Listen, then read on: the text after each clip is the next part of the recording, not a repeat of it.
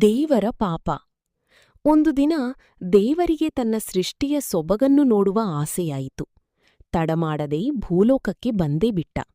ಸುಂದರವಾದ ಕಾಡಿನೊಳಗಿಳಿದು ಸೌಂದರ್ಯದ ಸವಿಯನ್ನು ಸವಿದ. ಕೊಳದಲ್ಲಿ ಮೀನು, ನೆಲದಲ್ಲಿ ಆನೆ, ಮರದಲ್ಲಿ ಪಕ್ಷಿ ಎಲ್ಲವೂ ಸಂತೋಷವನ್ನುಂಟುಮಾಡಿತು. ನಿಧಾನಕ್ಕೆ ಸಂಜೆಯಾಗಿ ರಾತ್ರಿಯ ಹೊತ್ತು ಬಂದಿತು. ಒಂದು ವಿಶಾಲವಾದ ಆಲದ ಮರದಲ್ಲಿ ವಿಶ್ರಾಂತನಾದ ದೇವ ಅಲ್ಲಿಯೇ ಇರುವ ಗೂಬೆಯನ್ನ ನೀಡಿದ. ಆಹಾರವಿಲ್ಲದೆ ಹಸಿವಿನಿಂದ ಕಂಗಾಲಾಗಿತ್ತು.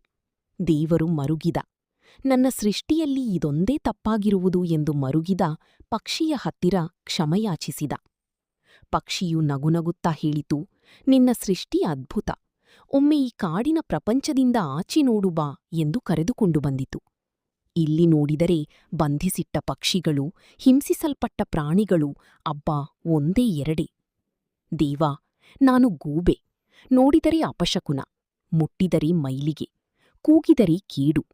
ಹಾಗಾಗಿ ನನ್ನನ್ನು ಬಂಧಿಸುವವರಿಲ್ಲ, ಸಾಯಿಸುವವರಿಲ್ಲ. ಸಾಯುವವರೆಗೂ ಸ್ವತಂತ್ರವಾಗಿ ಬದುಕುತ್ತೇನೆ. ಹಾಗಾಗಿ ಈ ಸೃಷ್ಟಿಗೆ ನಾನು ಚಿರಋಣಿಯಾಗಿದ್ದೇನೆ.